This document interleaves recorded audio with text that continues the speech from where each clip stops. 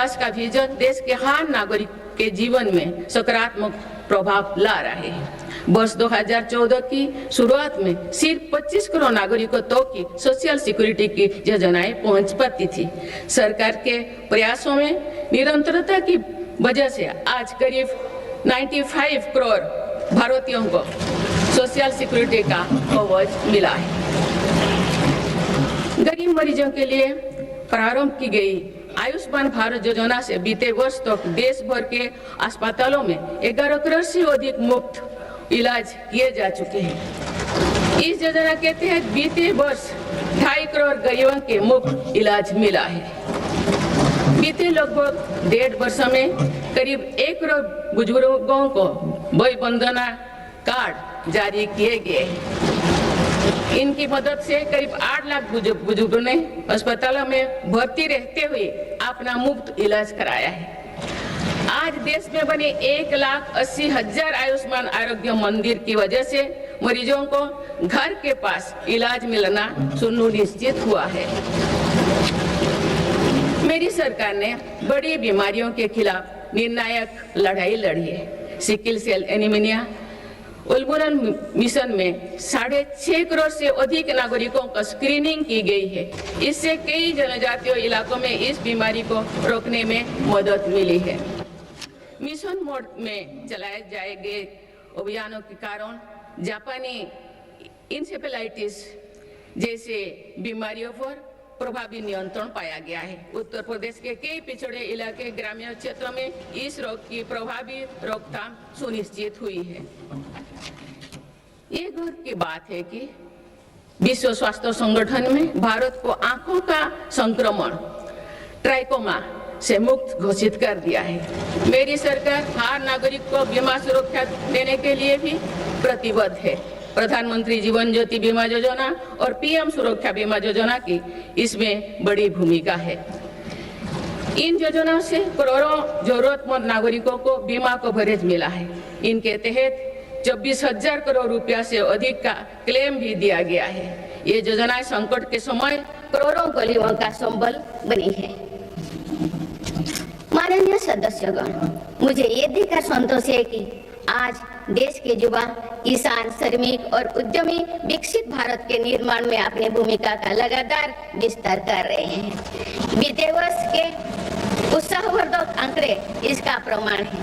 पिछले वर्ष में भारत ने रिकॉर्ड 350 मिलियन टन से ज्यादा खाद्यान्नों का उत्पन्न हुआ है।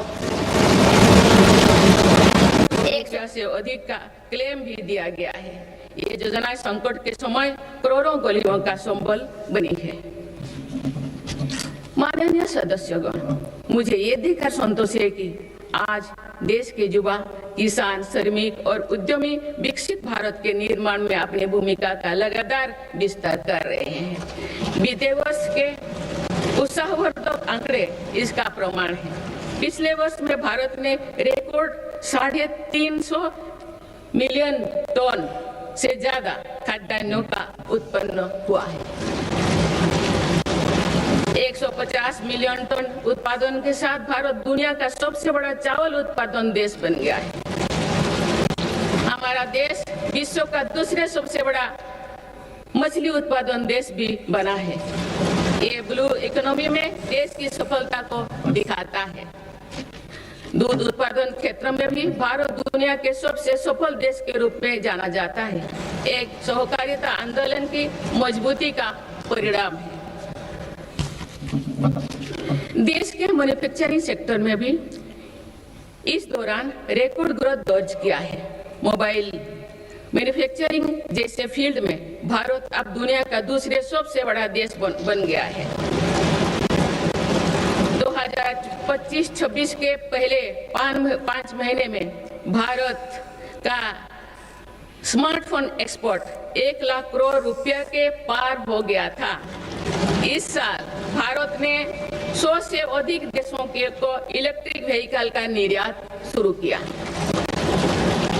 माननीय सदस्यगण, मेरी सरकार भ्रष्टाचार और घोटाला से मुक्त व्यवस्था का निर्माण करने में सफल हो रहा है। इससे करदाताओं की एक एक पाई देश के विकास और जन कल्याण से खर्च हो रही है। भारत आज आधुनिक इंफ्रास्ट्रक्चर पर अभूतपूर्व निवेश कर रहा है। जल, थल, नभ हर क्षेत्र में भारत की तेज गति आज विश्व में चर्चा का विषय है। अटल जी के समय पीएम ग्रामीण सड़क योजना शुरू हुई थी। बीते एक वर्ष में भारत ने लगभग 18,000 किलोमीटर नई ग्रामीण सड़कें जोड़ी है। आप भारत की करीब पूरी ग्रामीण आबादी सड़क से जुड़ चुकी है। गरीब तथा मध्यम वर्ग की सेवा में लगी भारत के रेल तेजी से 100% इलेक्ट्रिफिकेशन के लक्ष्य के प्रति आगे बढ़ रही है। मिजोरम के आइजल और नई दिल्ली को डायरेक्ट रेल रोड से जोड़ा गया है।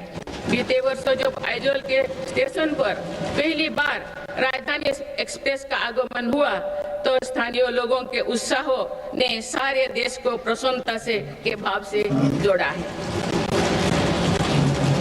जम्मू कश्मीर विश्व के सबसे ऊंचे रेलवे आर्च ब्रिज, चुनाव ब्रिज और तमिलनाडु में नई पम्बन ब्रिज का निर्माण कर भारत ने इंफ्रास्ट्रक्चर क्षेत्र में एक कीर्तिमान स्थापित किया है। आज जम्मू कश्मीर से केरल तक 150 से ज्यादा वंदे भारत ट्रेनों का नेटवर्क खड़ा हो चुका है। कुछ दिन पूर्व ही वंदे भारत ट्रेनों के नई पीढ़ी का पदार्पण हुआ है। बंगाल से असम के बीच वंदे भारत स्लीपर ट्रेनों की शुरुआत भारत की रेल प्रगति की नई उपलब्धि है। भारत के मेट्रो नेटवर्क पर भी देशवासियों को गर्व है। 2025 में भारत का कुल मेट्रो नेटवर्क 1000 किलोमीटर के ऐतिहासिक आंकड़ों को पार कर गया है। भारत दुनिया के तीसरी सबसे बड़े मेट्रो नेटवर्क वाला देश बन गया है। मेरी सरकार ने इनलैंड वाटरवेज के विकास पर भी अनेक काम किए हैं।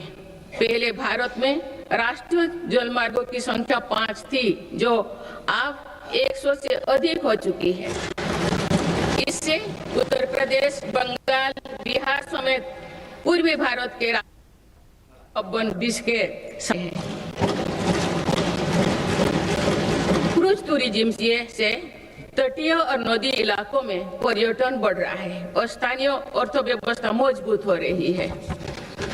माननीय सदस्यगण, स्पेस टूरिज्म भी आप भारत की पहुंच से दूर नहीं। इसमें प्रगति के साथ ही हमारे देश इस सदी के दूसरे पड़ाव भी आया।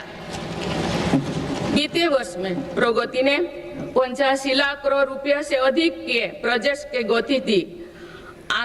लाखों करोड़ रुपया की कल्याणकारी योजनाओं को धरातल पर उतारने में मदद की। रिफॉर्म, परफॉर्म, ट्रांसफर के जिस मंत्रों को लेकर देश चल रहा है, उसकी सफलता में प्रगति की इन बैठक ने बहुत बड़ी भूमिका निभाई है। सदस्यगण, बीते 11 वर्षों में देश की आर्थिक नींव बहुत मजबूत हुई है। दुनिया में अनेक प्रकार के संकटों के बावजूद भारत दुनिया की फास्टेस्ट ग्रोइंग मेजर इकोनॉमी बना हुआ है। भारत ने महंगाई दर को कम रखने के अपने रिकॉर्ड को और बेहतर किया है। इसका सीधा फायदा देश के गरीब और मध्यम वर्गीय परिवारों को हो रहा है। मेरी सरकार ने नीतियों के कारण देशवासियों की आय बढ़ी है, बचत बढ़ी है और खरीद शक्ति में भी वृद्धि हुई है।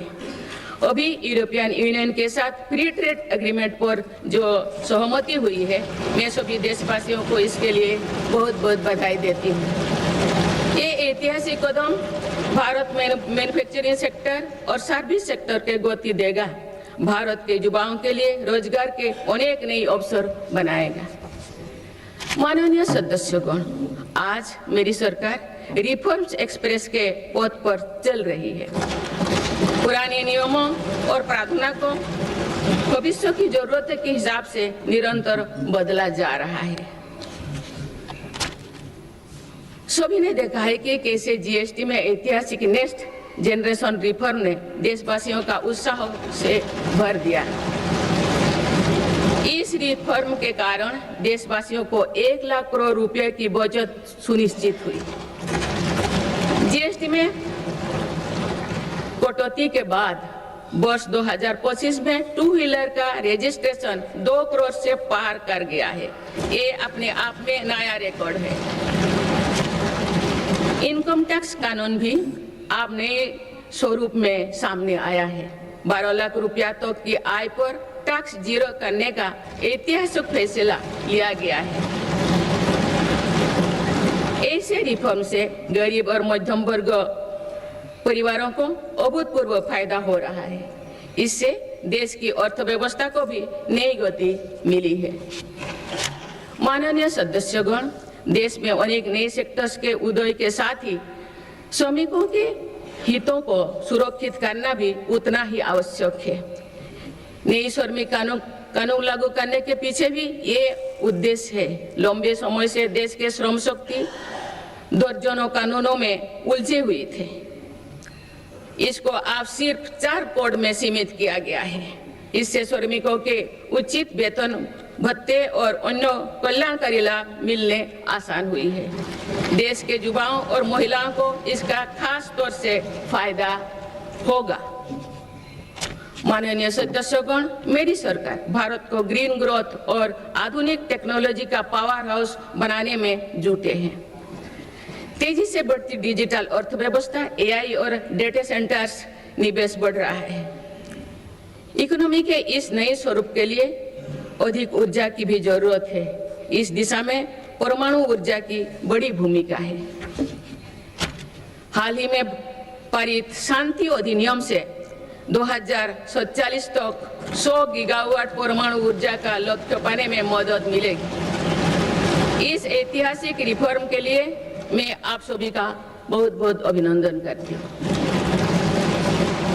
न्यूक्लियर के अलावा भारत सोलर पावर सेक्टर में तेजी से आगे बढ़ रहा है।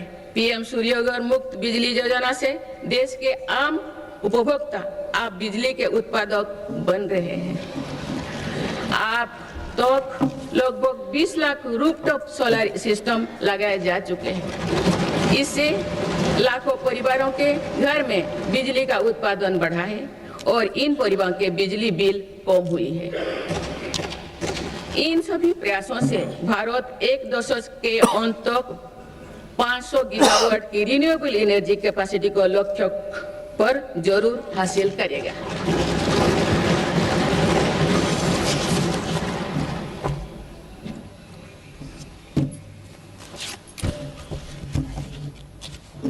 माननीय सदस्यगण, किसी भी न्याय व्यवस्था की वास्तविक सफलता इस बात से तय होती है कि उसके कानून नागरिकों से भय का नहीं बल्कि सुरक्षा, सुविधा एवं सशक्तिकरण का भाव पैदा करे। इस बात को ध्यान में रखते हुए भारतीय न्याय संहिता को तेजी से लागू किया गया है। साथ ही जन विश्वास कानून का एक और संस्करण भी देश में लाया गया है। अभी तक 300 से अधिक प्रावधानों को अपराधी की श्रेणी से बाहर किया जा चुका है। विकसित भारत के संकल्प की सिद्धि के लिए मेरी सरकार इस रिफॉर्म एक्सप्रेस की गति को निरंतर तेज करती है। माननीय सदस्यगण, आजादी के बाद भारत की प्रगति को कुछ शहरों और क्षेत्रों से ज्यादा गति मिली। भारत का एक बहुत बड़ा क्षेत्र और बहुत बड़ी आबादी ऐसे रही जिसे उचित अवसर नहीं मिल पाया। अब मेरी सरकार पिछले क्षेत्र और वंचित आबादी के सामर्थ्यों को विकसित भारत की ऊर्जा बना रहे हैं। आज पूर्वोदय यानी पूर्व भारत के तेज विकास पर विशेष बल दिया जा रहा है। आज पश्चिम बंगाल और ओडिशा के समुद्री क्षेत्रों में प्रगति की नई संभावनाएं बन रही है। पूर्वोत्तर का क्षेत्र भी आज विकास की मुख्य धारा से जुड़ रहा है। पूर्वोत्तर में असम श्रीमद शंकर देव जी की जैसे महान विभूतियों की भूमि है। अब वो दिन भी दूर नहीं है। असम में बनी सेमीकंडक्टर चिप दुनिया भर के इलेक्ट्रिक उत्पादों की लाइफलाइन बनेगी। इस क्षेत्र में कनेक्टिविटी पर भी अभूतपूर्व बल दिया जा रहा है। माननीय सदस्यगण, बीते 11 वर्षों में पूर्वोत्तर में 7,200 किलोमीटर से ज्यादा राष्ट्रीय राजमार्ग बनाए गए हैं। इससे दूर दराज, पहाड़ी, जनजातीय और सीमावर्ती इलाकों तक पहुंचना आसान हुआ है।